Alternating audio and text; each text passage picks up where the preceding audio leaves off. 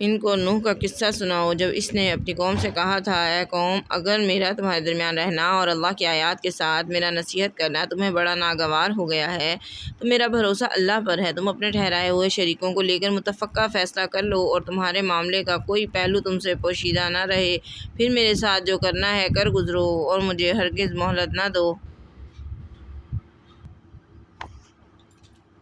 تم نے میری نصیحت سے منہ موڑا، اگر تم نے میری نصیحت سے منہ موڑا تو میرا کیا نقصان؟ میں نے تم سے کوئی اجر نہیں مانگا، میرا اجر تو اللہ کے ذمے ہے، اور مجھے حکم دیا گیا ہے کہ میں خود مسلم بن کر رہوں۔ اور پس انہوں نے اسے جھٹلایا، پھر ہم نے اس کو اور ان لوگوں کو جو اس کے ساتھ کشتی میں تھے بچا لیا، ہم نے انہیں جانشین بنایا۔ ان لوگوں کو جنہوں نے ہماری آیات کو جھٹلایا تھا غرق کر دیا، تو دیکھو جنہیں خبردار کر دیا گیا تھا ان کا کیسا انجام ہوا۔ پھر ہم نے اس کے بعد مختلف رسولوں کو ان کی قوموں کی طرف بھیجا اور ان کے پاس واضح نشانیاں لے کر آئے، مگر وہ جس چیز کو پہلے ہی جھٹلا چکے تھے اس پر ایمان لانے والے نہ تھے۔ اس طرح ہم حد سے گزرنے والوں کے دلوں پر ٹھپا لگا دیتے ہیں۔ پھر ہم نے ان کے بعد موسیٰ اور ہارون کو اپنی نشانیوں کے ساتھ فرعون اور اس کے سرداروں کی طرف بھیجا، مگر انہوں نے تکبر کیا اور وہ مجرم لوگ تھے۔ بس جب ہمارے پاس سے حق ان کے پاس آ گیا تو انہوں نے کہا، یہ تو کھلا جادو ہے۔ موسیٰ نے کہا، کیا تم حق کو یہ کہتے ہو جبکہ وہ تمہارے سامنے آ گیا ہے؟ کیا یہ جادو ہے؟ جادوگر تو فلاح نہیں پاتے۔ انہوں نے کہا، کیا تم ہمارے پاس اس لیے آئے ہو تاکہ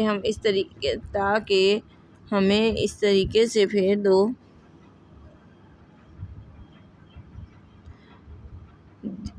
جس پر ہم نے اپنے باپ دادوں کو پایا ہے، اور زمین میں بڑائی تم دونوں کی قائم ہو جائے، تاکہ ہم تو تمہیں ماننے والے نہیں ہیں۔ اور فرعون نے اپنے آدمیوں سے کہا، ہر ماہر جادوگر کو میرے پاس لاؤ۔ جب جادوگر آ گئے تو موسیٰ نے ان سے کہا، پھینکو جو تم پھینکنے والے ہو۔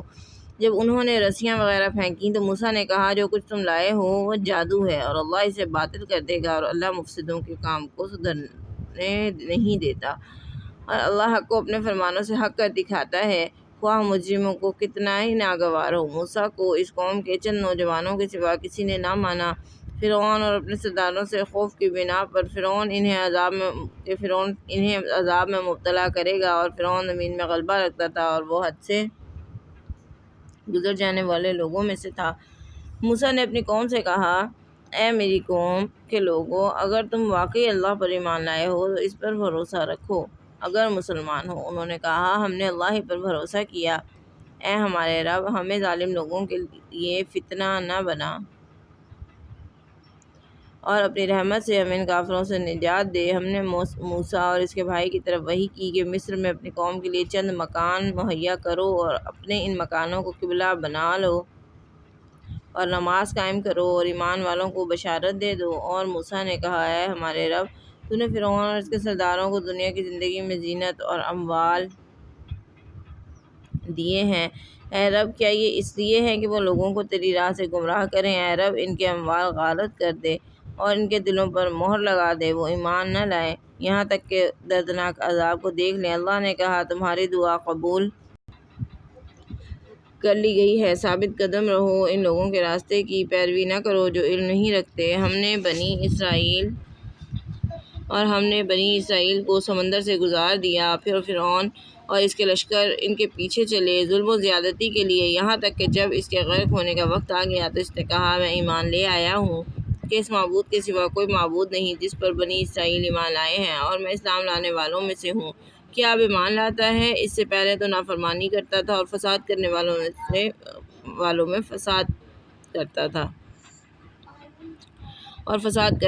میں سے تھا۔ آج تو ہم صرف تیری لاش کو ہی بچائیں گے تاکہ تم ان لوگوں کے لیے نشان عبرت ہو جو تیرے پیچھے آنے والے ہیں۔ اگرچہ بہت سے لوگ ہماری نشانیوں سے غافل ہوتے ہیں، ہم نے بنی اسرائیل کو بہت اچھا ٹھکانہ مہیا کیا اور انہیں عمدہ وسائل رزق دیے، پھر انہوں نے باہم اختلاف کیا یہاں تک کہ ان کے پاس علم آ گیا۔ یقیناً تیرا رب قیامت کے روز ان کے درمیان اس چیز کا فیصلہ کرے گا جس میں وہ اختلاف کرتے رہے تھے۔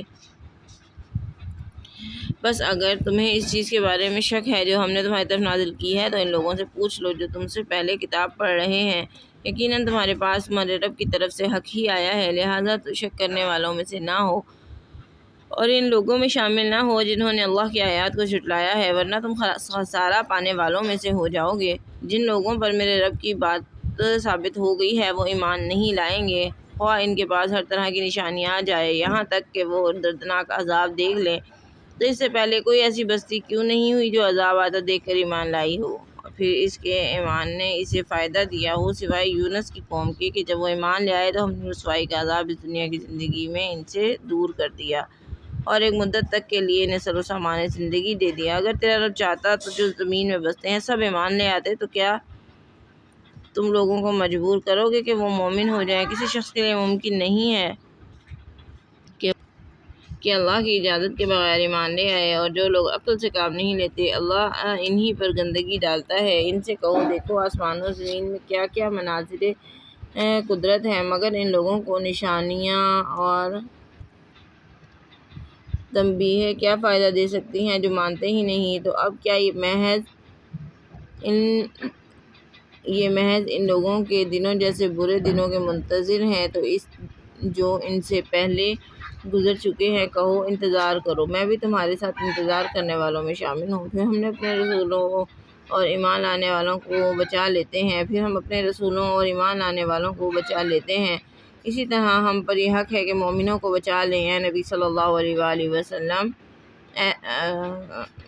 کہہ دو اے لوگو، اگر تم میرے دین کے بارے میں شک میں ہو تو سن لو کہ تم اللہ کے سوا جن کی عبادت کرتے ہو میں ان کی عبادت نہیں کرتا، بلکہ میں اس خدا کی عبادت کرتا ہوں جو تمہیں موت دیتا ہے، جو مجھے حکم دیا گیا ہے کہ میں ایمان لانے والوں میں سے ہوں، اور یہ کہ یکسو ہو کر اپنے آپ کو اس دن پر قائم کر دو اور مشرکوں میں سے نہ ہو۔ اللہ کے سوا کسی ایسی ہستی کو نہ پکارو جو تجھے نہ فائدہ پہنچا سکتی ہے نہ نقصان۔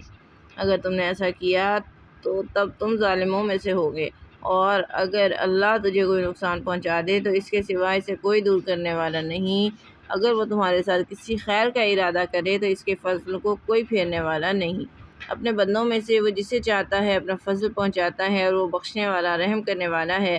اے نبی صلی اللہ علیہ وآلہ وسلم، کہو اے لوگو، تمہارے رب کی طرف سے تمہارے پاس حق آ گیا ہے، لہٰذا جو شخص راہ ہدایت پر چلے تو وہ محض اپنے لیے راہ ہدایت پر چلتا ہے، جو گمراہ رہے تو وہ محض اپنے آپ پر وبال کے لیے گمراہ رہتا ہے، اور میں تم پر کوئی حوالہ دار نہیں ہوں۔ اور اس وحی کی پیروی کرو جو تمہاری طرف کی جا رہی ہے، اور صبر کرو یہاں تک کہ اللہ فیصلہ کر دے، اور وہ بہتر فیصلہ کرنے والا ہے۔ سورۃ ہود ہے، اور بسم اللہ الرحمن الرحیم، شروع اللہ کا نام لے کر جو بڑا مہربان اور نہایت رحم کرنے والا ہے۔ الف لام را، یہ ایک کتاب ہے جس کی آیات پختہ ہیں اور ایک دانا و باخبر خدا کی طرف سے مفصل بیان ہے کہ تم اللہ کے سوا کسی کی عبادت نہ کرو، میں اس کی طرف سے تمہیں خبردار کرنے والا بھی ہوں اور بشارت دینے والا بھی، اور یہ کہ اپنے رب سے معافی چاہو پھر اس کی طرف رجوع کرو، وہ تمہیں ایک مقررہ مدت تک کے لیے اچھا سامان زندگی دے گا اور ہر صاحب فضل کو اس کا فضل عطا کر دے گا۔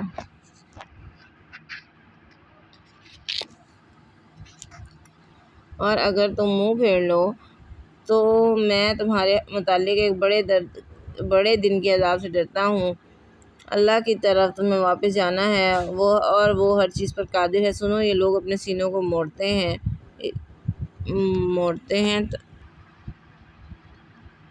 تاکہ اس سے چھپ سکیں، خبردار جب یہ اپنے کپڑے اوڑھتے ہیں اور اپنے آپ کو چھپاتے ہیں، اللہ اس وقت بھی جانتا ہوتا ہے جو وہ چھپاتے ہیں جو وہ ظاہر کرتے ہیں، بے شک وہ دلوں کے بھید تک جانتا ہے۔ صدق اللہ العظیم۔